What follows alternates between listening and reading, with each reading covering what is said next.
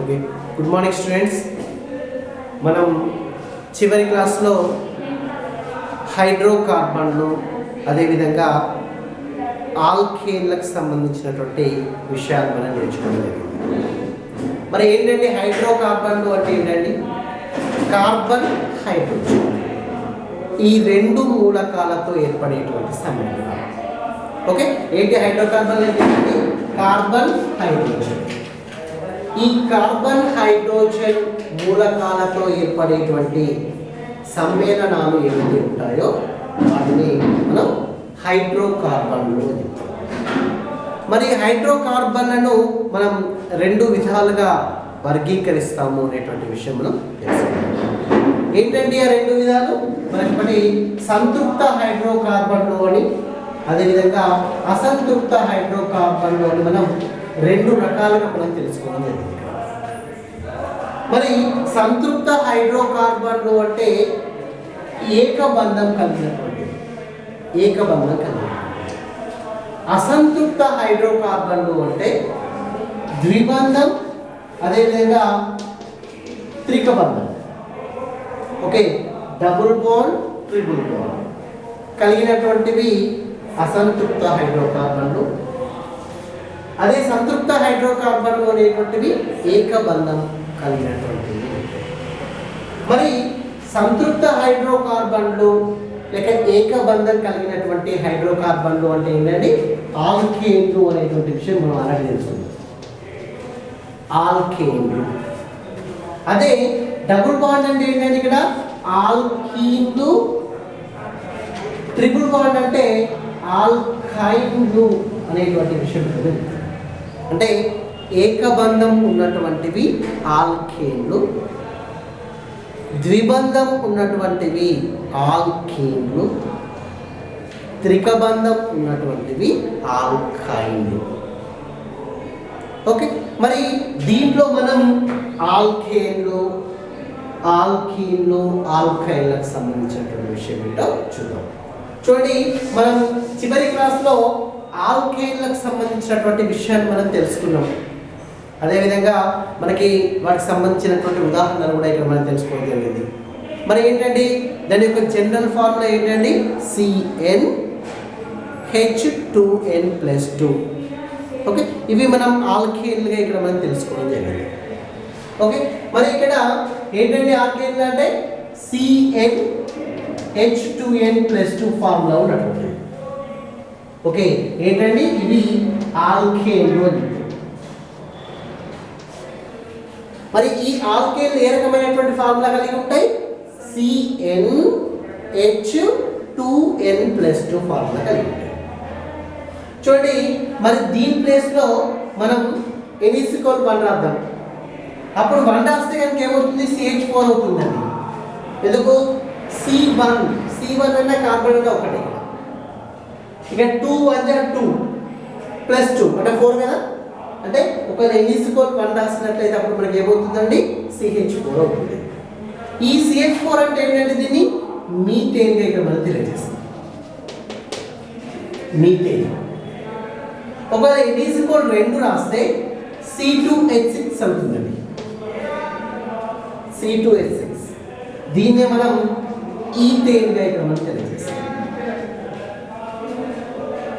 ఒకవేళ N=3 కనుక రాస్తే C3H8 అవుతుందండి.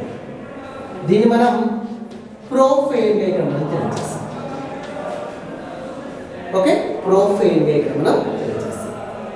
అదేవిధంగా ఒకవేళ N=4 రాసినట్లయితే మనకు తెలిసి ఇక్కడ C4H10గా ఇక్కడ మనం చెప్తాం. దీన్ని మనం బ్యూటేన్గా ఇక్కడ మనం తెలియజేస్తాం.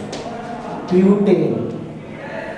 ఒకవేళ C5H12 అంటే N=1 కనుక ఒకవేళ 5 రాస్తే అప్పుడు 2 5s are 10 + 2 12. ఓకే, మరి ఇక్కడ 5 కార్బన్స్ ఉన్నాయి కాబట్టి పెంటేన్ అని చెప్తామండి. పెంటేన్గా ఇక్కడ మనం తెలియజేస్తాం. ఒకవేళ 6 కార్బన్ ఉంటే హెక్సేన్ అంటే C6H14 హెక్సేన్ ఇక్కడ మనం తెలియజేస్తాం. అంటే ఇవన్నీ మనకి ఆల్కేన్లు అని చెప్తారు. Methane ethane, propane, butane, pentane, hexane, 7 ఉంటే హెప్టేన్, 8 ఉంటే octane. Overall ane word, ane, alkane, ane. Okay, so next alkyl. Alkyl చూడండి, ఇక్కడనేమో ఆల్కేన్ అంటున్నాం, ఇక్కడ ఆల్కైల్ అంటున్నాం. మరి ఆల్కైల్ అంటే అర్థం ఏంటండి? ఎప్పుడైతే మనం ఆల్కేన్ నుంచి ఒక హైడ్రోజన్ తొలగిస్తే, ఓకే, అంటే వీటి నుంచి, ఇవన్నీ ఆల్కేన్లు కదా, ఈ ఆల్కేన్ల నుంచి ఒక హైడ్రోజన్ని మనం తొలగిస్తే ఏమేర్పడుతుంది? ఆల్కైల్ అనేటువంటి. ఓకే, అంటే ఆల్కైల్ అంటే ఏంటండి? ఆల్కేన్ నుంచి ఒక హైడ్రోజన్ని తొలగిస్తే ఏర్పడేదే ఆల్కైల్. సరే, తొలగిద్దాం. చూడండి, CH4 అంటే మీథేన్ అనేటువంటి విషయం మనకు తెలుసు. మరి ఈ CH4 నుంచి ఒక హైడ్రోజన్ మనం రిమూవ్ చేద్దాం, ఏమవుతుంది? CH3, అంతే కదండి, CH3. మరి ఇప్పుడు CH3 అంటే ఏంటంటే మీథైల్. మీథైల్ ఎక్కడెత్తాం. CH4 అంటేనేమో మీథేన్. ఈ మీథేన్ నుంచి ఒక హైడ్రోజన్ ని మనం తొలగిస్తే మీథైల్ అవుతుంది. సరే, C2H6 అంటే ఈథేన్ అనేటువంటి విషయం మనకు తెలుసు ఇక్కడ. మరి ఈ C2H6 నుంచి ఒక హైడ్రోజన్ ని మనం తొలగిద్దాం, ఏమవుతుందండి? C2H5, అంతే కదండి. So C2H5. మరి ఈ C2H5 అంటే ఏంటండి? ఈథైల్. ఇక్కడ మీథైల్ కదా, ఇక్కడ ఈథైల్. ఓకేనమ్మా, అంటే ఇక్కడ ఈథైల్ అవుతుంది. ఓకే, అదేవిధంగా C3H8 అంటే ప్రోఫైల్. ఈ ప్రొఫైల్ నుంచి ఒక హైడ్రోజన్ మనం తొలగిస్తే అప్పుడు C3H7 అవుతుందండి. C3H7 అంటే ప్రొఫైల్ అని చెప్తాం. ఏం చెప్తామండి? ప్రొఫైల్ ఇక్కడ మనం తెలియజేస్తుంది. అదేవిధంగా C4H10 అంటే బ్యూటేన్. C4H10 అంటే బ్యూటేన్. మరి ఒక హైడ్రోజన్ మనం రిమూవ్ చేస్తాం, C4H9 అవుతుంది. C4H9 అంటే ఏంటండి? బ్యూటైల్. బ్యూటైల్ అవుతుంది. మరి C5H12 పెంటేన్. ఈ పెంటేన్ నుంచి మనం ఒక హైడ్రోజన్ ని తొలగిస్తే C5H11 అవుతుంది. దీన్ని మనం పెంటైల్ గా ఇక్కడ మనం తెలియజేస్తాం. పెంటైల్ అంటే హెక్సాయిల్, హెప్టాయిల్. ఈ విధంగా ఆల్కేన్ నుంచి ఒక హైడ్రోజన్ ని తొలగిస్తే ఆల్కైల్ అనేది. ఓకేనండి, ఇవి మనకు CH3 methyl, C2H5 ethyl, C3H7 profile, C4H9 butyl, C5H11 pentyl. మొత్తం మీద ఇవన్నీ ఆల్కేన్కి సంబంధించినటువంటి సమ్మేళనాలు మనం చేస్తాం. ఓకే, ఇది మనకు ఆల్కేన్కి సంబంధించినటువంటి విషయం. ఓకే, తర్వాత మనం ఆల్కీన్కి సంబంధించినటువంటి ఈ విషయం ఏంటో చూద్దాం.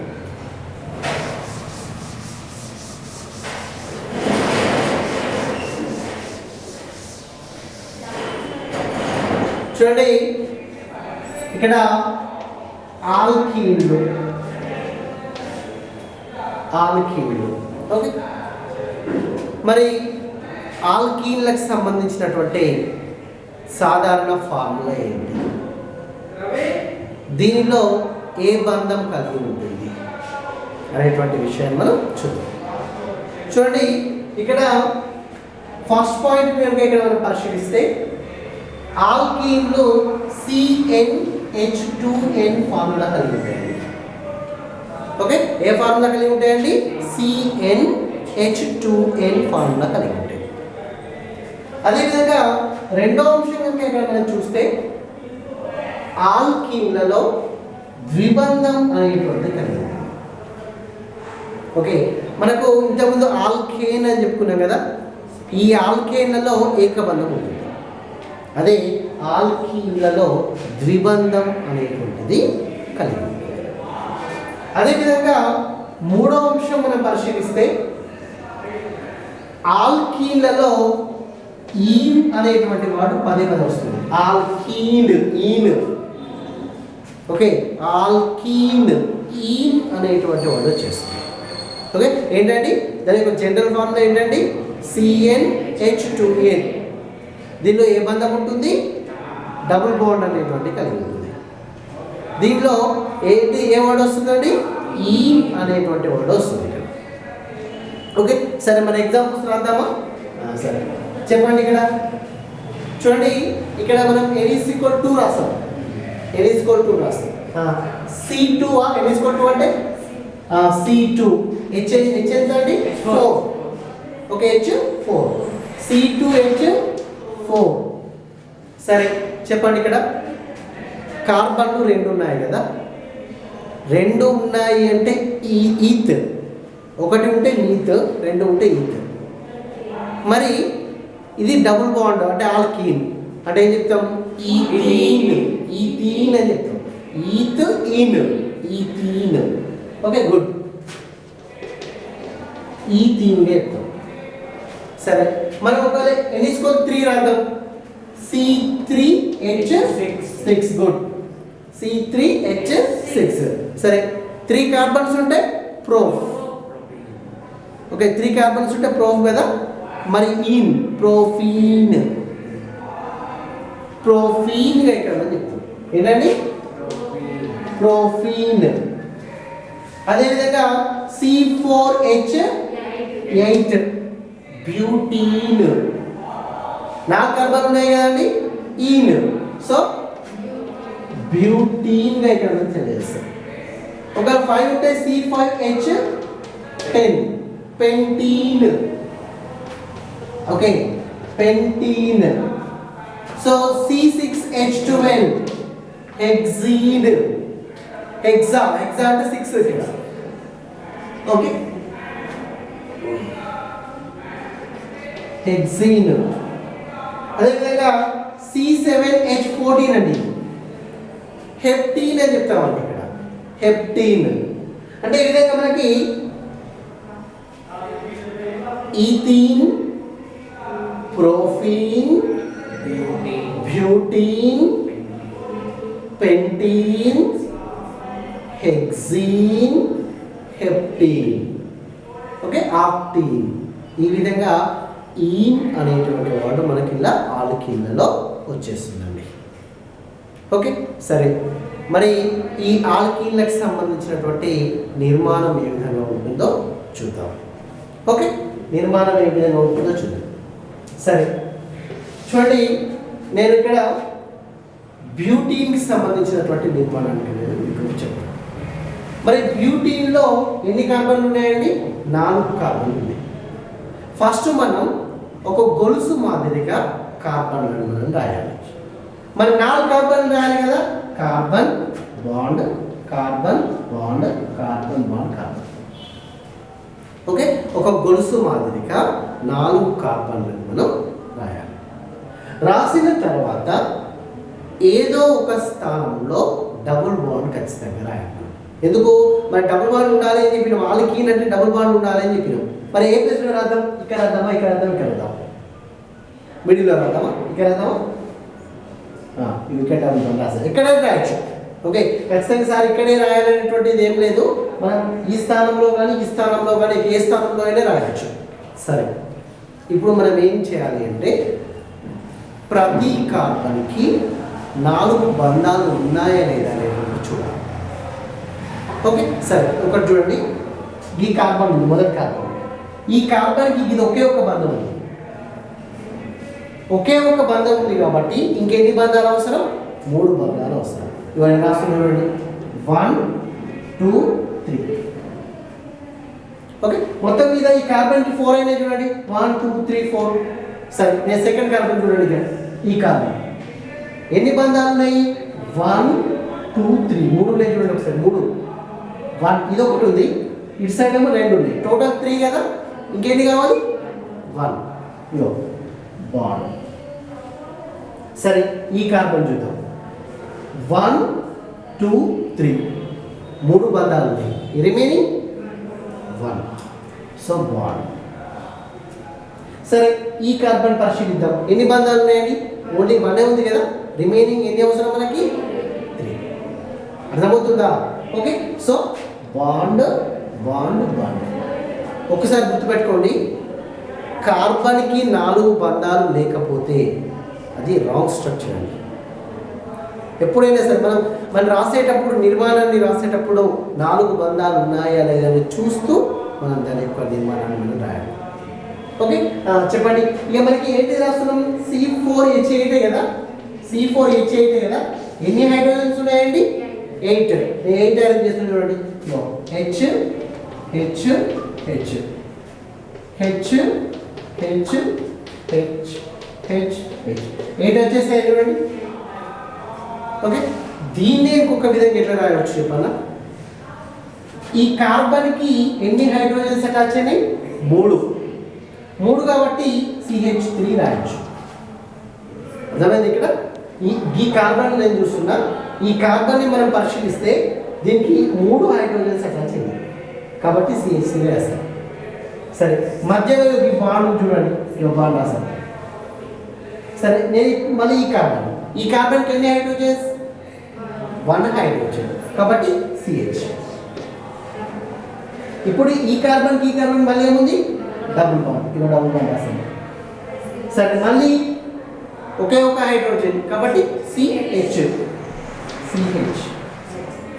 అదేవిధంగా మళ్ళీ ఏంటి ఇక్కడ బాండే. సరే, ఇప్పుడు ఎంత చెప్పండి? CH3. Good. Okay, CH3. Okay, మనం ఈ విధంగా నిర్మాణాన్ని ఈ విధంగా రాయవచ్చు, ఈ విధంగా రాయవచ్చు. ఓకేనా? అంటే ఇది మనకి ఆల్కీన్లకు సంబంధించినటువంటి నిర్మాణాన్ని ఇక్కడ మనం తెలియజేస్తాం.